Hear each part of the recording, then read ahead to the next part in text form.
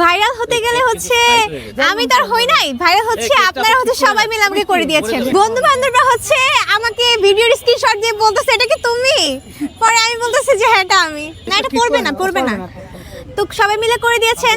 তো ভাইরাল হওয়ার পরে তো অনুভূতিটা ভালোই, যেহেতু সবাই আমাকে চিনতেছে বা তার মাধ্যমে আমার কেকটা সেল হচ্ছে, তো ভালোই লাগতেছে। তাদের জন্য হচ্ছে এটাই বলবো যে নিজের মনে হচ্ছে একটা মনোবল রাখতে হবে, কারণ আশেপাশে আমাদের যে ফ্যামিলি মেম্বার থাকে অনেক সময় হচ্ছে বাধার সৃষ্টি করতে পারে আমাদের প্রিয় যে কাজটা আমরা করতে চাই, বা আত্মীয় স্বজন, বা বলতে গেলে হচ্ছে আমাদের যে সামাজিকটা সমস্যা হতে পারে।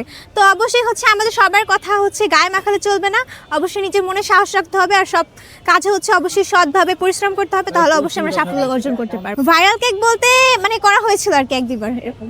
খাওয়ার পরে কি মনে হয়েছিল?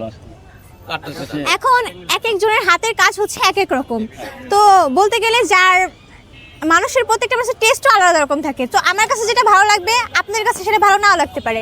এখন সব ফ্লেভার বলতে পারবো না যে আমি ভালো বানাতে পারি, এক একজন এক একটা বেশি হচ্ছে প্রতিভা থাকে ওনাদের মধ্যে।